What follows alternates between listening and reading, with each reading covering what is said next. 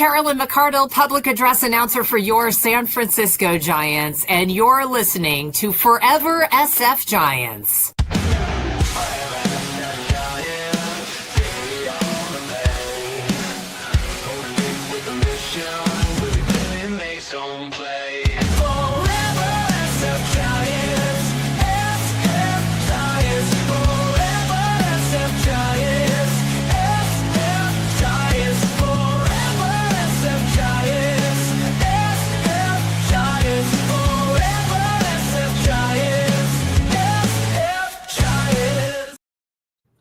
Boom! Welcome back to the Forever Giants podcast. I'm Christian. My partner Schmitty's here with me. And in the words of the mighty Earth, Wind, and Fire, it is the 21st night of September.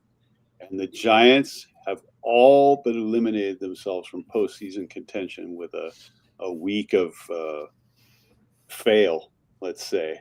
And yeah, Schmitty's repping the free e-pay 100%. 100%. Ohtani's a punk. The Dodgers suck. And the Giants just played really bad baseball. What's going on, Schmitty?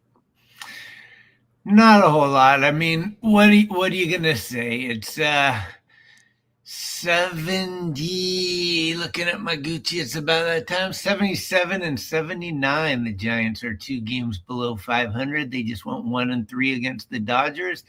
And they shot us in the heart. They were so close at one point, and then they just fell apart like they have been. We thought Adames was going to carry him, and the questions remain now. Is Adames going to hit 30 home runs? Are the Giants going to wind up at least 500? What is Bob Melvin's future? What is he going to put the youth in and let guys like McCray and bring back Matos and start all the young kids? We got 6 games left. Dale is in the house. Dale, I was in SAC today, believe it or not. I went to the River Cats game. It was Fan Appreciation Day. I got 34 cards signed today. 34. Nice. Possible new record. Everybody was up there in the whatever you call it, the walkway, if you will, around where the food is. So it was shaded. It was like 92 up there, and Luciano was pretty much it was Luciano, Wisna, who was pitching today, and Huff, who was catching today. Those are the only 3 guys that didn't sign. Everybody else signed. So it was a good turnout. People were happy, and it was the last game of the year in Sacramento. And now the Giants are probably landing any minute if they haven't already landed. And we got 6 games remaining. Friend of the show, John Jay, is probably at the hotel already here in SF. Cardinals for 3. Then we'll take Thursday off. And then we got Fan Appreciation Weekend with the Rockies, and Friday night will be the Willie McCovey Award. Who's it going to go to? That's a good question. Yeah, that'd be a tough call. I mean, has Webb gotten it before? I would think Webb would have got it. What up, Babe Rocks? I would think Webb would be right. My guess is Adames because it's his first year and he was so much fire on the bench, right? He's the Gatorade guy, he's the rah-rah guy, and that's kind of what the William McCovey Award is. But I'll tell you this, a full season of Drew Gilbert, and he might have been the William McCovey Award. It's possible. He's certainly a spark plug. I could even see Christian Koss as an honorable mention for the Willie Mack Award, just for what he's done. I mean, he's been up all year, didn't get that much playing time, but he's pretty clutch. And he seems to, every time the Giants needed some sort of a rally, he seemed to be in the middle of it quite a bit. So I like that. I will say this about the Dodgers series. I think they drew the worst umpiring crew of the entire season in this 4-game series in LA, because every single game, the home plate umpire was blind as a bat, man. Luis Matos. Yeah, so let's talk about that, because I'm kind of scratching my head on all this stuff. Is it possible that the MLB is intentionally looking at the umpires and saying we're going to use the worst ones to kind of cement in that next year we're going to bring in the ABS? Like, is there some intentionality in any of this? Because to me, you and I have talked about certain umps and refs being horrible. This year, it's kind of almost a blanket statement. It's almost harder to find ones that aren't horrible. There's been so many bad strike and ball calls, whether it's a strike and they call it a ball, or whether it's a ball and they call it a strike. It's like, it's kind of crazy. It's happened more so this year than any other year, it feels like. So I don't know what's going on. It's gotten increasingly bad. And I mean, I'd believe the conspiracy about covering up Ohtani's gambling is probably more realistic than a conspiracy with the umpires and the automatic balls and strike system. And I'm kind of, I don't know, maybe I pay too much attention to it. I follow the ump scorecards, social media accounts, and I look at all the ratings, and it shows how many missed calls an umpire had, shows, what the run differential favor goes to one side or the other. And a lot of these games where I'm sitting here freaking out on the umpires going, that's not a ball, that's not a strike. Then when I go back and look at the report card, the Giants had a 0.67 run advantage, or a 1.3 run percentage favor, based on the calls. Doesn't necessarily mean that's how the game came out. But yeah, I strongly believe, and I've watched it happen over the past 5-6 seasons, the quality of umpiring just seems like it's gotten worse and worse. And you would have thought after Angel Hernandez, it would have gotten better. But as it turns out, he's not the only bad egg in the carton, Well, I wonder also, let's be honest, some of these catchers are pretty crafty. I mean, obviously, Patrick Bailey's one of the best at framing. So maybe the framing has become so much better that they're actually getting fooled and stuff. But yeah, I don't know. Kenny Rogers, know when to hold them, know when to fold them, know when to run. You better count your money when he pays in the jail. But yeah, I don't know. It's a weird one. It's super weird to me how often the umpiring, especially the balls and strikes, more so than anything, the tie base goes to the runner and those things. That's a legitimacy that's like, it's so close that even in super slow-mo, you can barely tell.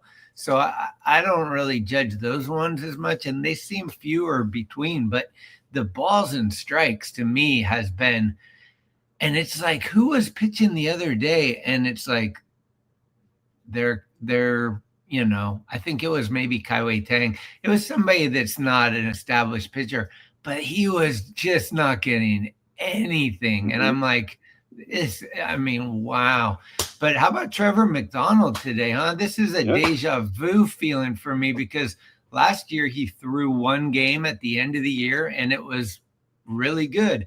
This year he pitched 6 innings today, gave up 1 run, looked really 6 good. Plus. Yeah. It was strong. I don't know. I don't know why it takes all year to get him in for one game, but yeah. Well, yeah, and it's, obviously the Giants' pitching plans for this year went sideways several different times, right? With injuries and just, I don't know, guys just not suddenly not being good when they were great before. Ryan Walker's a perfect example, This is a perfect example. Yeah. Hayden. Everybody's forgotten him.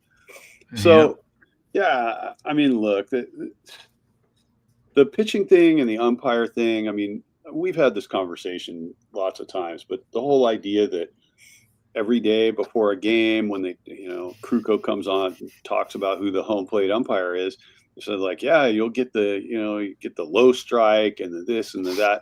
Like, it's a style thing. Like every guy's interpretation of the strike zone is different. And it's like, that's not the way it's supposed to be. Like, there's so many variables in a baseball game that the strike zone needs to be more accurate. I'm sorry. Like it just, and if it takes a computer to do it, it takes a computer to do it. But when it's affecting the outcome of games, and when it's affecting the outcome of games, it has to be fixed. So conspiracy, no conspiracy, are we going to bring in lasers and artificial intelligence? I don't know. I don't want the human element to go out of the game. I just want the human element to perform better. I agree. And that gets us to the point about what's going to happen and so there's 6 games left. Is there anything that can happen or not happen to change what's going to happen in the offseason? In other words, if Bo Mel goes 6-0, is he manager next year? If he goes 0-6, is he not manager? Is there anything that is on the line still for these guys that like is going to save a job or, get them fired type thing? I'm on the fence with whether Bob Melvin's coming back. I keep hearing these Bruce Bochy rumors, and I'm kind of like, that's great and all, but I don't know. I like to go forward, not backwards, but I don't know.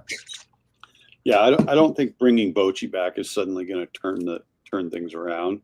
I do believe that Melvin is most likely gone after this season. Oh yeah, he would be the last sort of crumb in the dish from the Farhan regime, and I just kind of felt like early on this year that if the Giants didn't make the postseason, just based on what I had seen out of Melvin last year and the first part of this year, that I think they need an upgrade at manager, and I think he's going to be the one that the axe is going to fall on his neck. Now, if they by some miracle pull it off and make the postseason, I think that gives him a small shot at sticking around. But most likely he's gone. There's no way they're making the postseason. I said by some miracle. I mean, it would take a real, a legit walk on water miracle to happen. At this point, look at the Reds. The Reds all of a sudden tied with the Mets. They're ahead in the tiebreaker with the Mets. And Curtis is probably sitting there not even wanting to think about it, because it's like they're on the cusp, And so the teams that are that close together, I mean, look, the Diamondbacks are only 1 out. So those 3 teams, they're going for blood. Nobody's going to touch the Padres and the Cubs.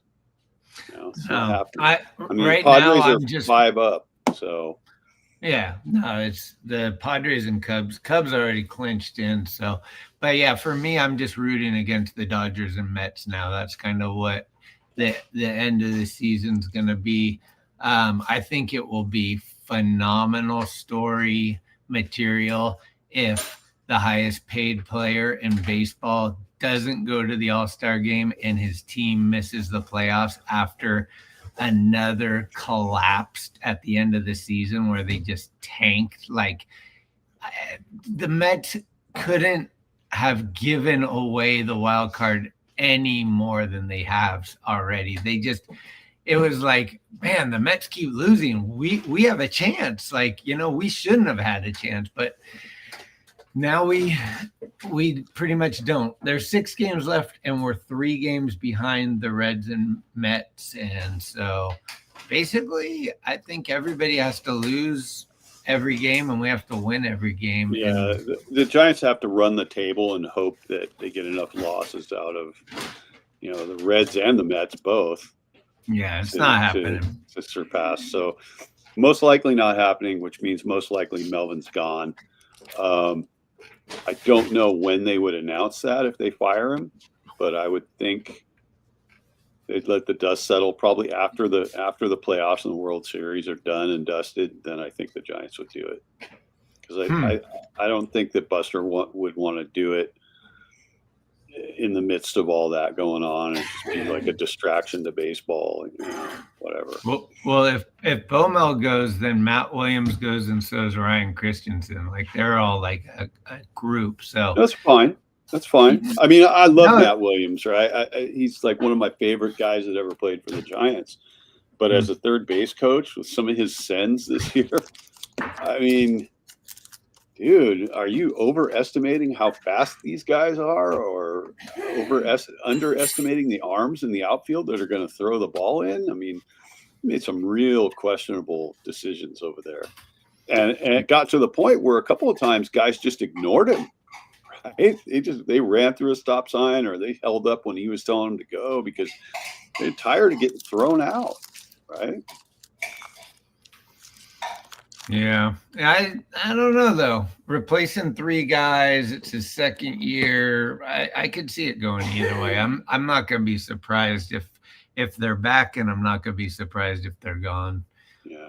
I do think more importantly than, because I don't think that Bomel and Matt Williams and Pat Burrell, I don't think those guys can take the heat on this one. Yeah, sure, they have input and they're partially to blame, but this team underperformed, and part of it to me is having too many of the same players. I think having an Encarnacion, Wilmer, Devers, Eldridge, even, like, these are all guys that are basically hitters, and we need more guys that are a well-rounded. I mean, this guy, the 5-tool guys that maybe they're not the best at anything, but they're really good at all of it. Completely. I'd rather have those kind of guys.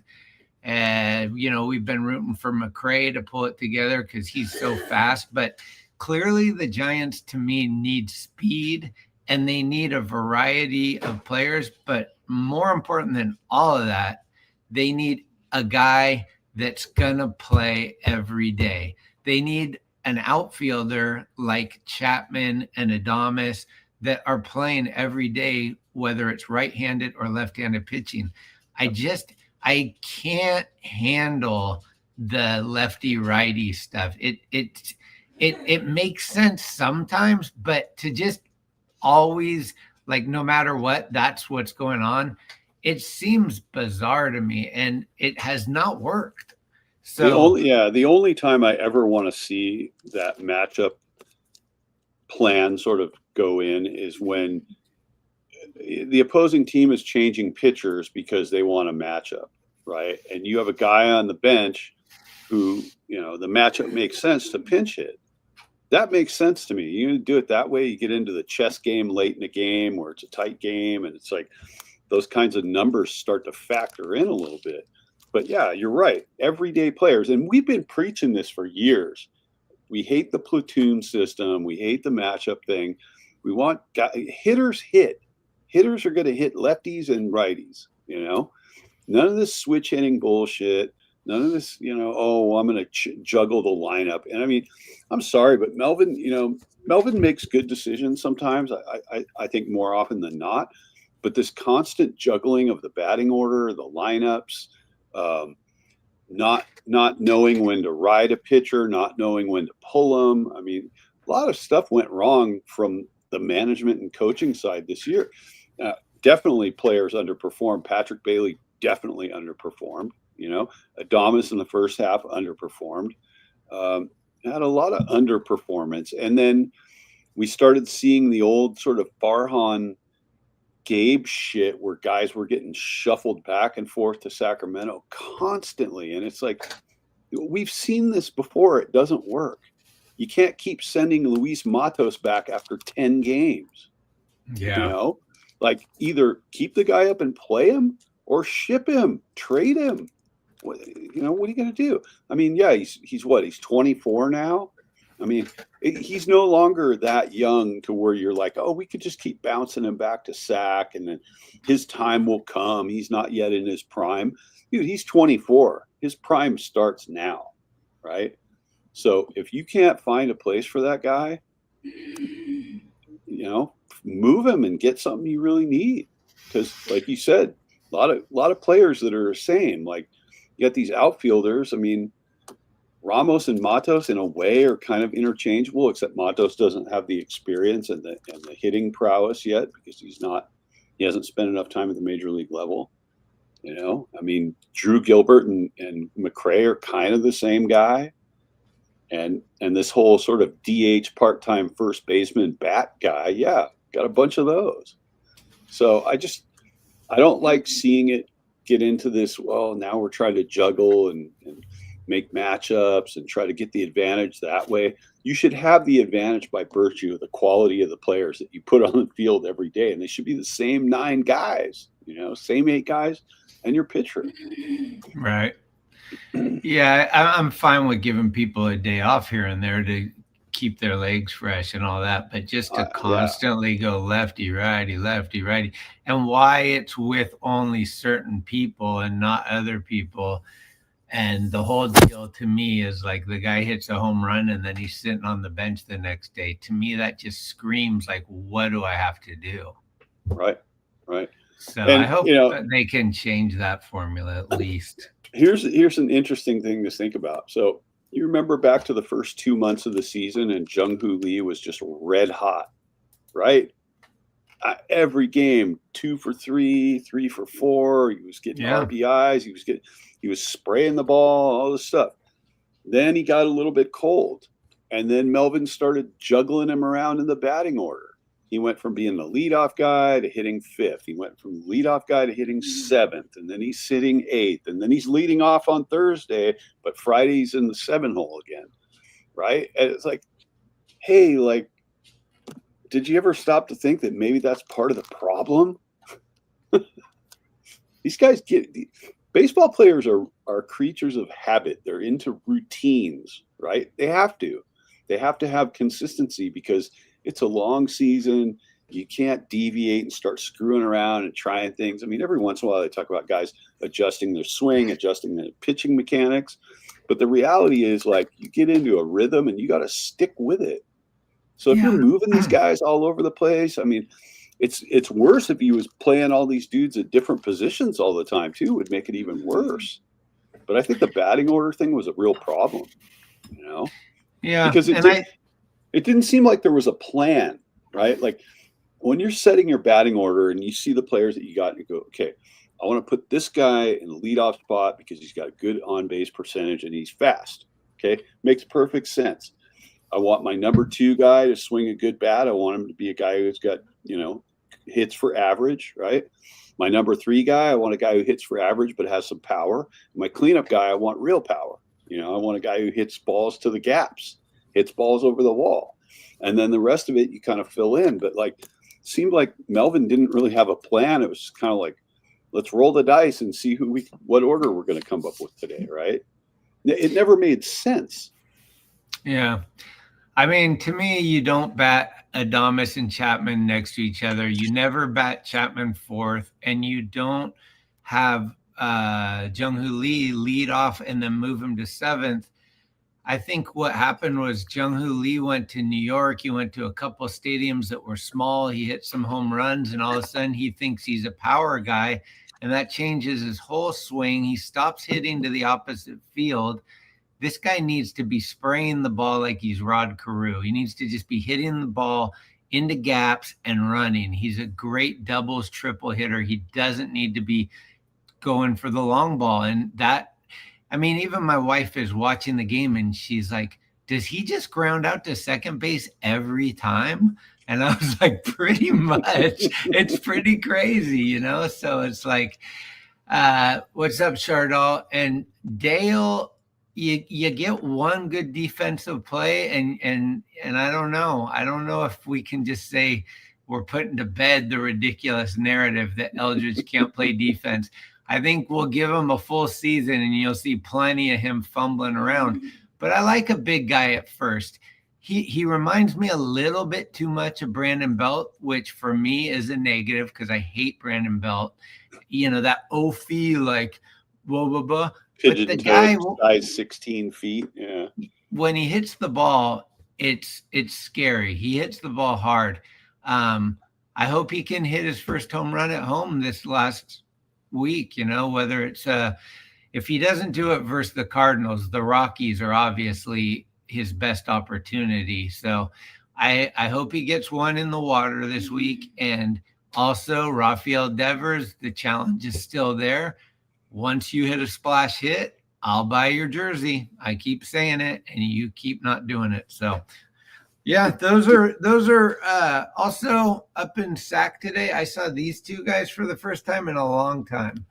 This, I don't know if even people know, Ethan Small, he is on the Giants. He's been injured forever.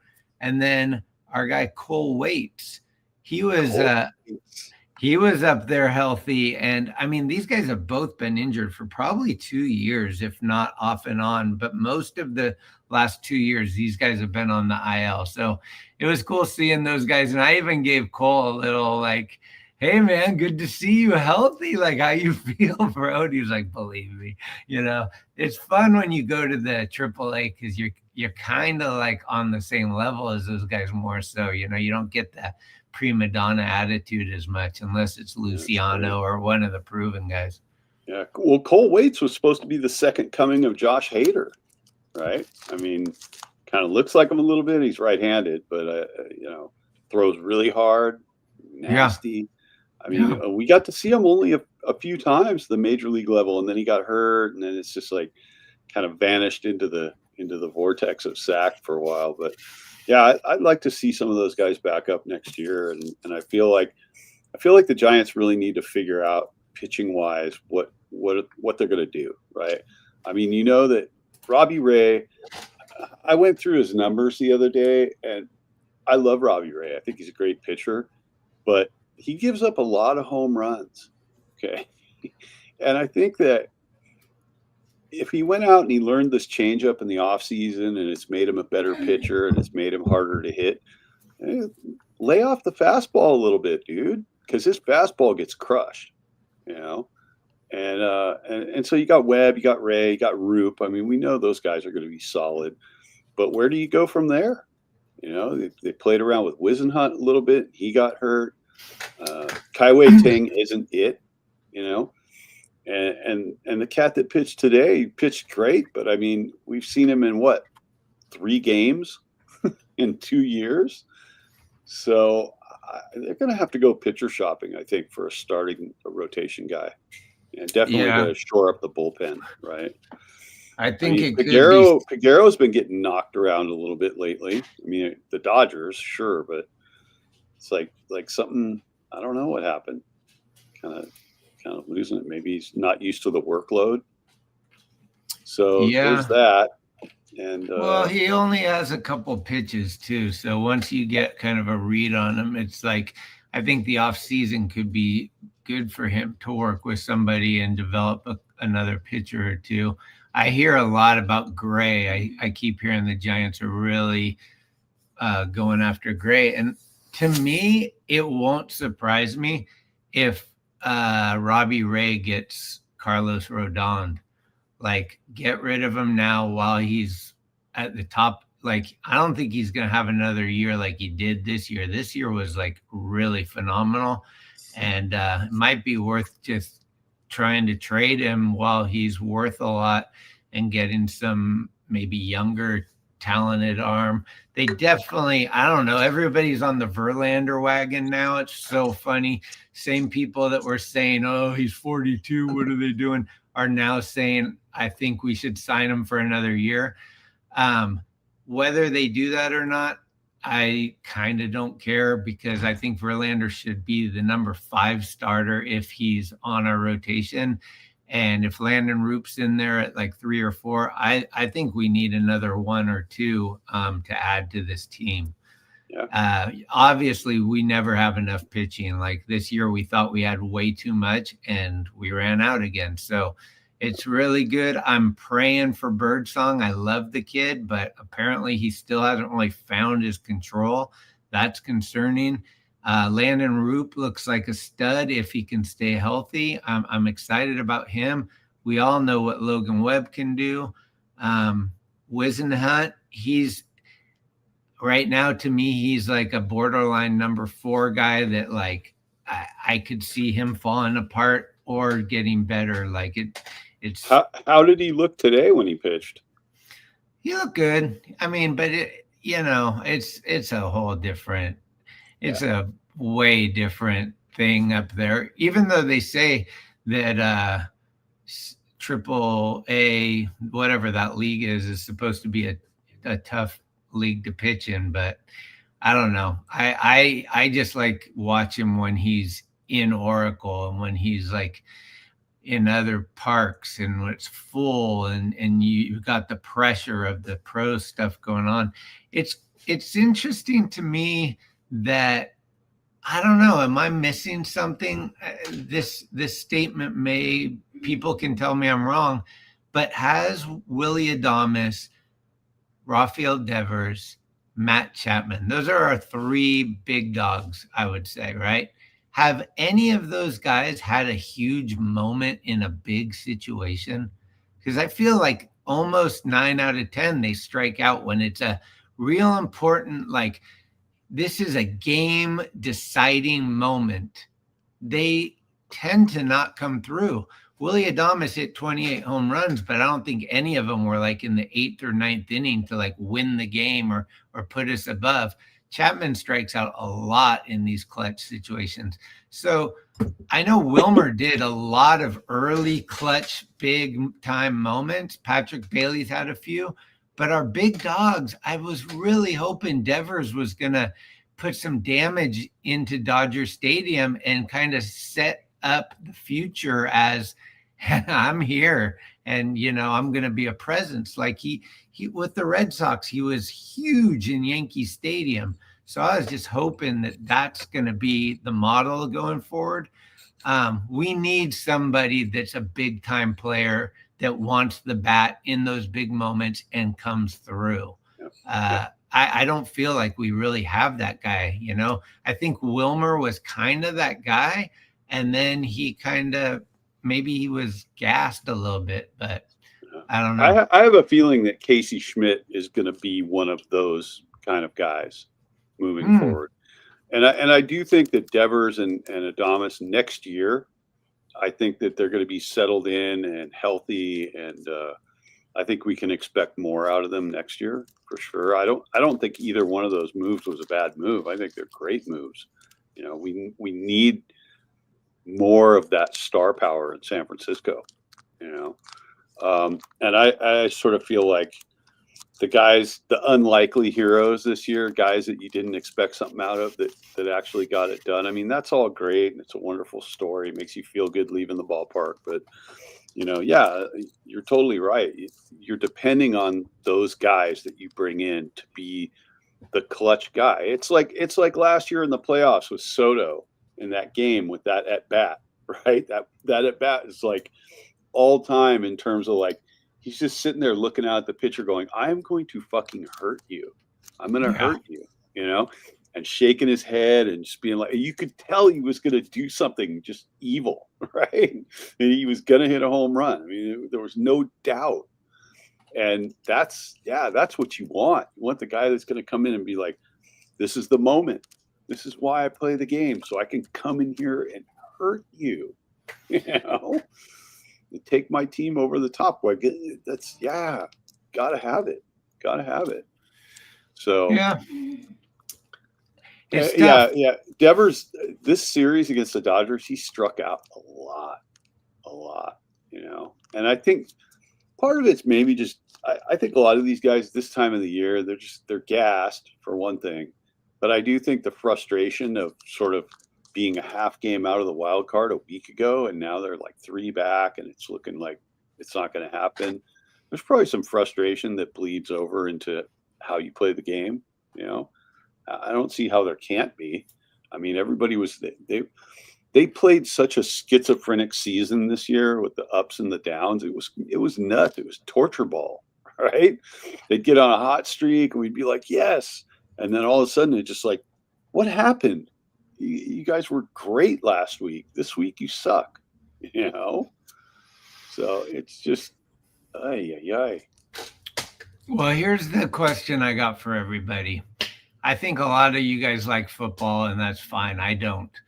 What are we to do once the season's over until it comes back again as far as just a sports fan? Because I get post-baseball depression, and spring training doesn't come soon enough. The trade deadlines don't come soon enough. It feels like it just and it gets dark and cold, and it's all kind of filtering into this thing. And I'm like, this year I'm going to nail it. I'm going to figure out a way to consistently add a little spice and keep it going until stuff.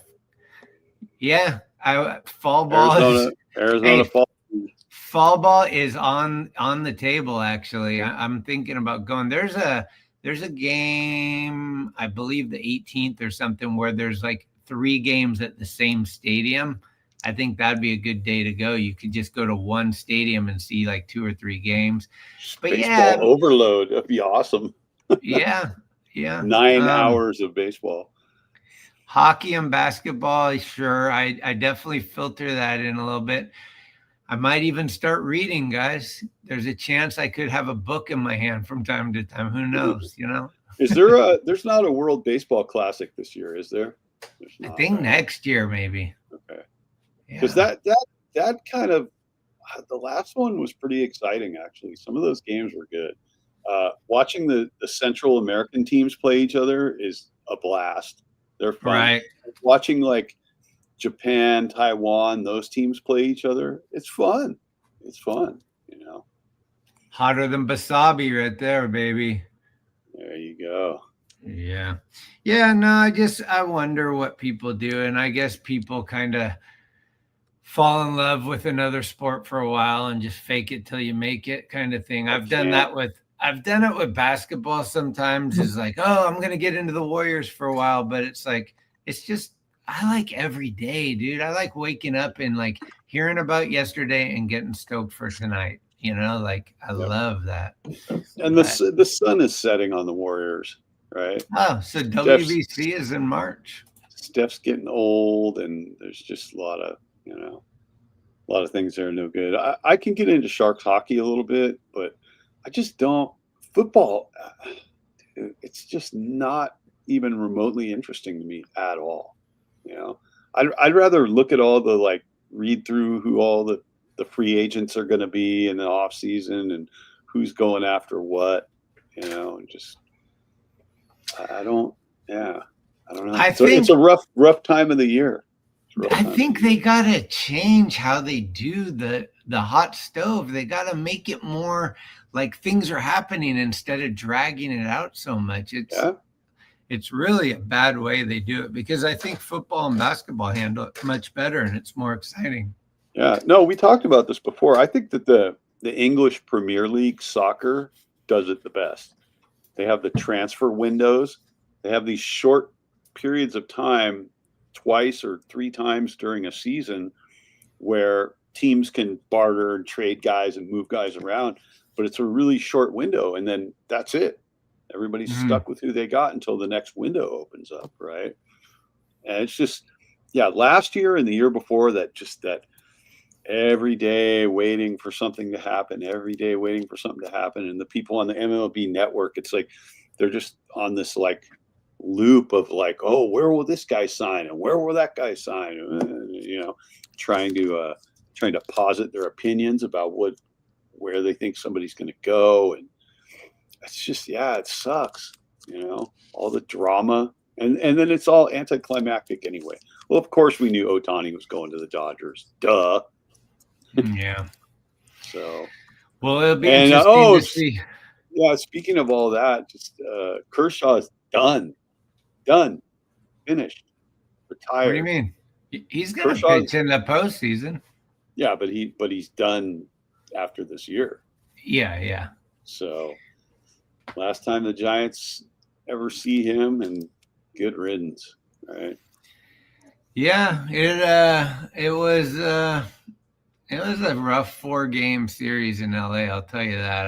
I was hoping for, even if we don't make the playoffs, I just want to put up a better, thing against these guys. I did like that Blake Trinan got booed getting off the field, though. I love when the Dodger fans just can't take it anymore. When they're burning Kershaw jerseys in the parking lot and they're booing their own guys. Mary Hart's leaving before the game's over. There's a lot of funny things that happen down at Latrine. Well, the Wax Museum closes early on Sunday nights, so she has to get back home.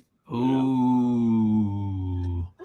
I did want to mention, because I'm a big fan of Kyle Harrison, that he got his first game today as a Red Sox through 6 innings, struck out 5, only allowed 1 earned run. I'm rooting for him no matter what team he's on. He started for them today, did he? Yeah, it was his first start for Red Sox. Cool. Well, good for him. So, yeah, I know he got called up about 3 weeks ago. He got his first call up to the major leagues in their system, and I think they brought him up as a reliever to start out with. But it's good that he got a start. Did you see this too?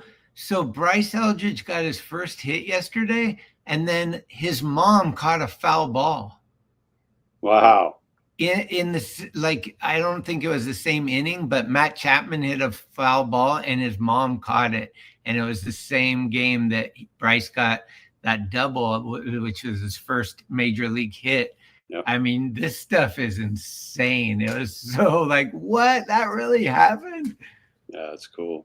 Hey, that was a bases clearing double too.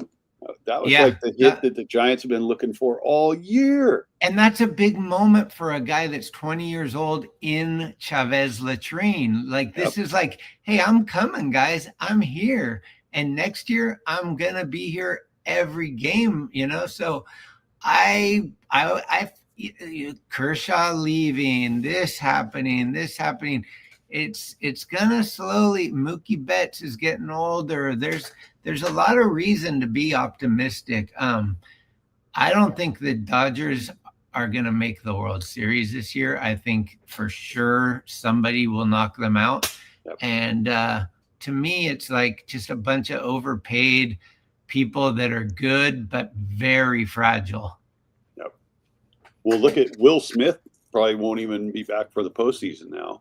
So they're platooning these 2 other catchers. Oh yeah, he fractured his foot or something. Yeah, something happened. They're saying now that they think he won't even make it back for the postseason. So, yeah, the Dodgers. I mean, they're going to go out and try to get Paul Skeens and Tarek Skubal, and they've got a whole Tucker, right? They're going to go out and try to get all the biggest high-profile stars they can get, just like they always do.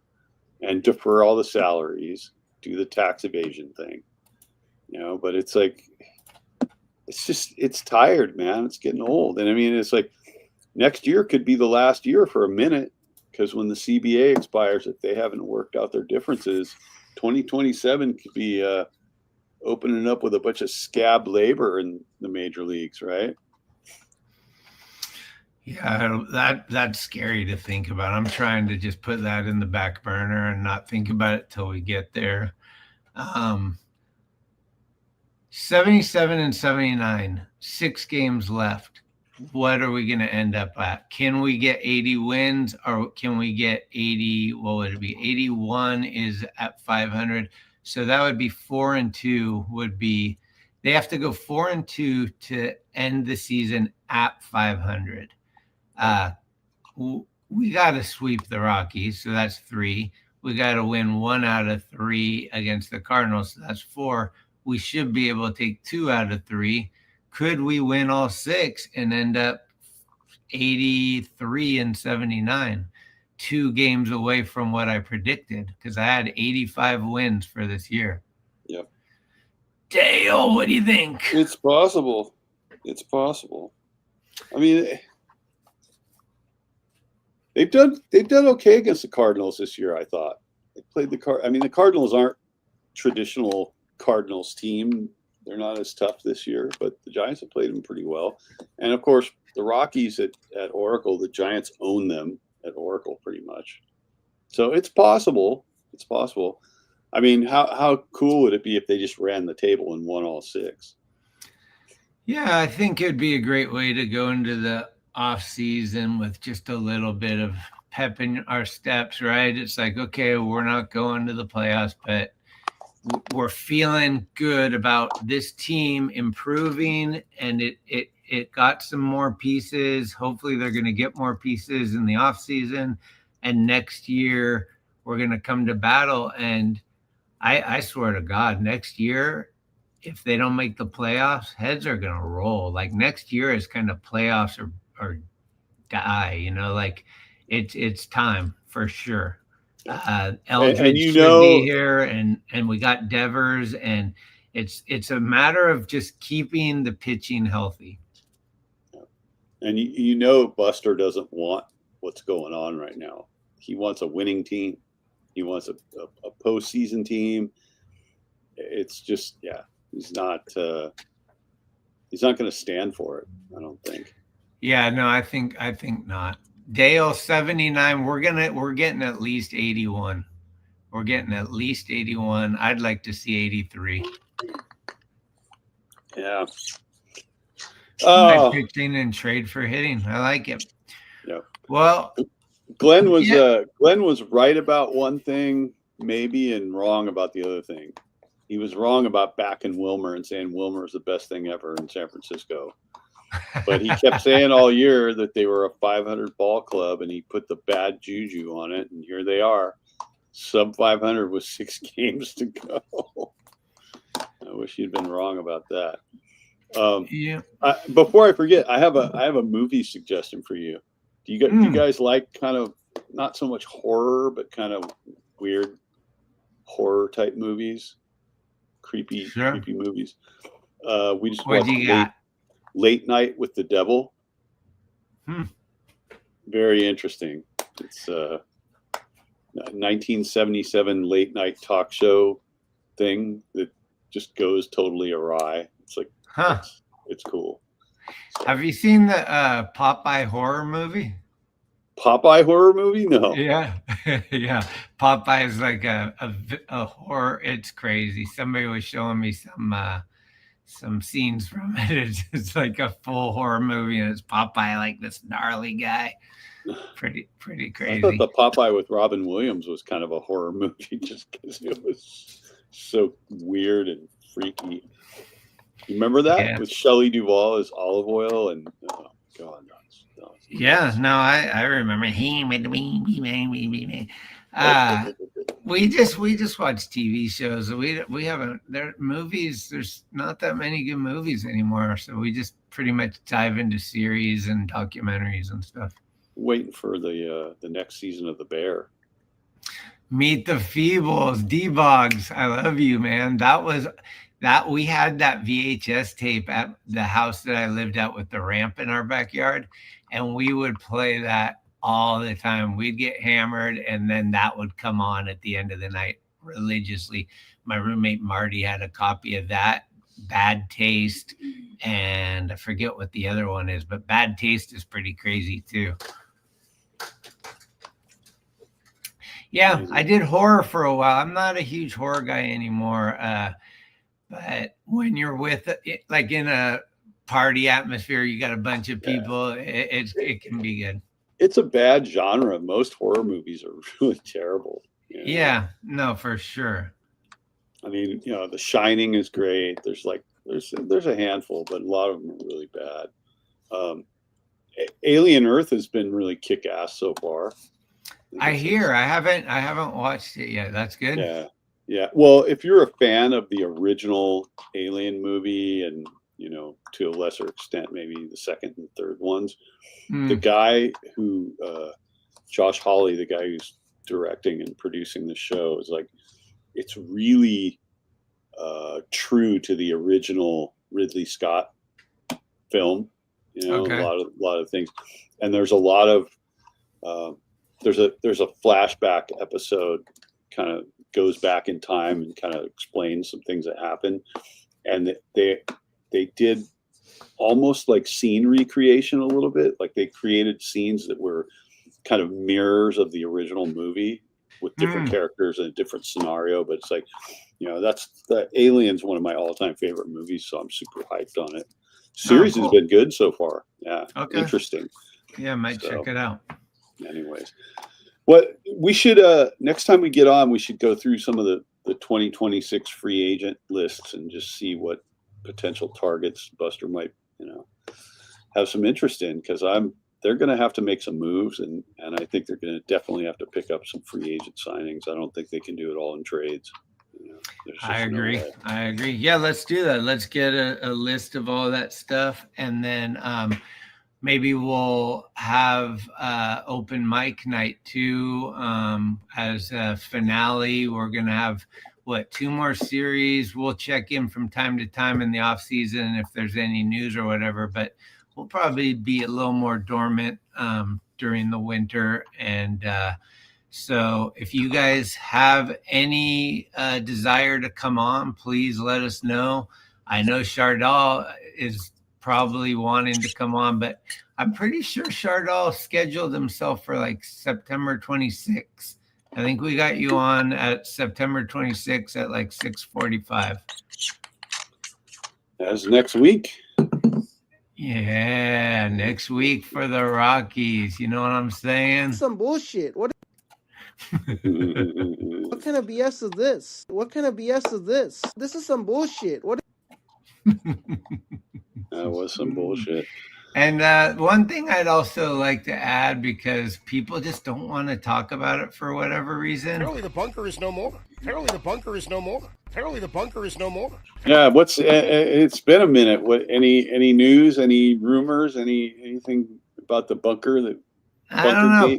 People get very touchy if you just mention it in the chat. They're like, it's a non-story. Just gets tired. Still? Yeah. Are you going in there every day and like making some mention of bunker? I had to stop going in there. It was depressing. It was almost like the slap message boards. I was just like, these guys are so just, I don't get why they get so like serious about everything. Nobody can mess around, or you get blocked, or like, I don't know. It's just crazy. I'm so anti KMBR, man. They're having a tough time. This is how much the first 3 games of the Dodgers series depressed me. I couldn't even go on and listen to Marty Lurie today. I couldn't do it. Well, here's what happened on Friday or Thursday. What's that guy's name? Dieter replaced Murph. I think Murph went to Dodger Stadium. And so before we hang up, I got to talk about this. So Murph religiously complains he doesn't want to go to the Giants games at Oracle when the Dodgers are here because there's too many Dodger fans, and it ruffles his feathers. But he gets on the 5 and goes down to Chavez Latrine and does a game at Dodger Stadium. This whole thing is just like, wait, what? It makes no sense to me. But anyway, he's down there at Dodger Stadium, and they fill in with this guy Dieter. And I swear to God, I have never seen so much negativity on the KMBR chats. Almost every person was like, I hate Dieter. I got to get out of here. This guy sucks. Blah, blah, blah, blah. It's the one guy in sports talk that can make Murph look good. He's pretty bad. And the shame of it is KMBR has some good people on it. Like FP's on there. He's good. Crowley, I think, is great. Crowley comes on post game sometimes. It does his thing, does the Sports Phone 68 like the old days. And I think Kerry Crowley's really good, but Marcus just went from being kind of entertaining to being totally irritating. Murph's always sucked, Dreadlocks boy in the afternoon, Mr. Bunkergate, he's no good. They shit canned Tolbert. Tolbert was good. I mean, I think ever since Ralph Barbieri passed away, KMBR has just kind of been on a slow downward trajectory, right? I do like FP a lot. I think FP is great. Good. Yeah, FP's great. Plus, former Giants player, just like Lasky. It's like you're always going to get good stuff out of those guys. They played the game. They know it better than any of these, hired talking heads that work there. I love Lasky too. I mean, there's guys that you could combine and make great shows, but they don't do that. I do think like Greg Papa though, and he's really suffering, and that's a bummer. Yeah. He'll be back. He'll be back for sure. I feel like if you find somebody who's really knowledgeable, a former player, or somebody who worked in management at a ball club, and you pair that guy with one of these clowns, then the offset would be fine. Like it would be like you'd have one guy talking sense and logic and the other guy just being a buffoon, and you can just kind of tune out on the buffoon, right? But yeah, Kurtenbach, I've only ever heard him just for a few minutes at a time here and there. Like if I was driving up north and I turned on the radio and he was on there, but he's kind of universally hated, seems like. Well, he's full of negativity and he's very pompous about it. Like he knows everything and it all sucks. It's very Ray Ratto-esque to me. It's like, oh, this is blah, blah, blah, blah. And it's just like, nobody wants to wake up to that. Like you just woke up, you just had your first sip of coffee, and there's some idiot that's fat sitting on the freaking YouTube just splooving about a bunch of negative crap. And it's like some dude that's never done anything. Once again, it's all these guys that have never done anything that want to judge the people that are doing it. And I just can't support it. It's like, dude, get out of here. You come on at 2 a.m. when no one's listening or something, that's fine. But I do not want to start my day waking up to Dieter ever. So I just bounced when I saw that. I think we got some people like that in skateboarding too. But of course. I don't really want to name any names right at this juncture. Yeah, it's worldwide. I mean, we got people in all facets of life. All walks of life. Yep. Yeah. All walks of life. Well, you guys, as you can tell, not that stoked. It'll be good to see the boys back at home for this last week. Cheryl and I always go to the last game of the year. Saturday, we're going to the game also and bringing our dog on the field for Dog Day, which is cool. So just trying to make the best of it for this last week. I definitely understand that when baseball's gone, I'm not as happy as when baseball's here. So just trying to enjoy this. Anthony, thank you. Shardal, hit me up. Maybe we can high five at the game. I'll be there too. Dale, keep doing what you do. I love you all, you guys, and go Giants. Let's see what we can do for the last 6 games. Yeah. Let's put the good vibes out there. Finish strong, right? Finish strong. Finish the season with your head held high. Get a bunch of wins out of these last 6 games. And last day of the year when all the fans are out there, and it's like, yeah, all right, next year we're really going to show you something, because I think next year's going to be better. I don't see how it could be the same or worse. Well, the statistics are crazy about, like, since 2016, they've basically been 500 or right about that every year. They've never won the season series against the top 3 teams in the National League West. There's a lot of things that they need to, like, knock that monkey off their back. So I hope that, they've got a good start. I think that they can build on it and improve. And I'm we're here till we die, because that's what's up. We're just Giants fans, and we're going to be involved no matter what. So right. And just for the record, this is only Buster's first year being the captain of the ship. Okay, so win-loss record aside, the moves that he made, these influential players that he brought in, and what they're trying to do, rebuild the farm system. Yeah, it's not going to happen overnight. We never expected them to have kind of the good runs that they've had this year. Going into it, we thought like, this is the inventory year. This is let's see what we got here. Let's get it sorted out. Buster gets his feet wet. He made some big moves, and I think they're all positive moves.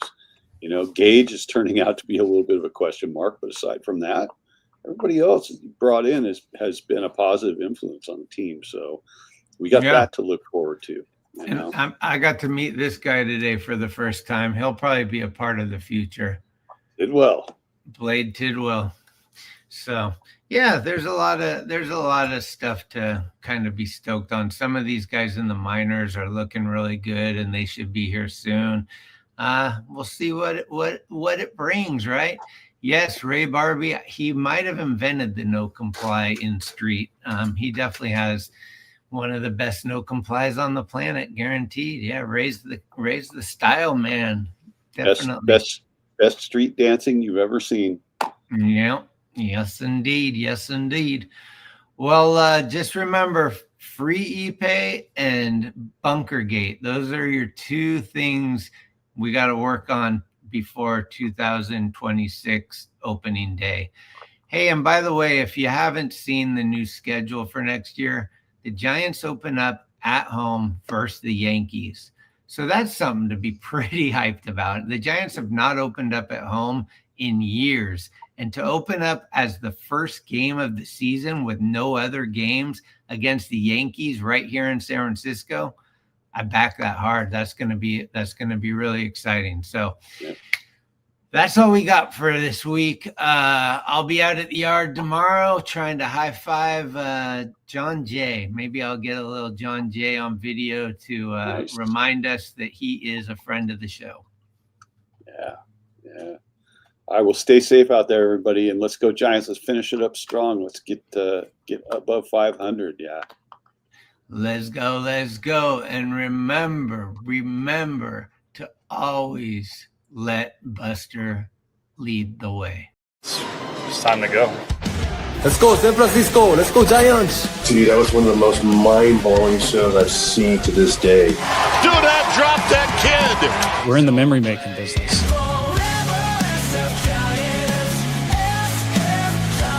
San Francisco is the Giants are San Francisco. The Giants are world champions.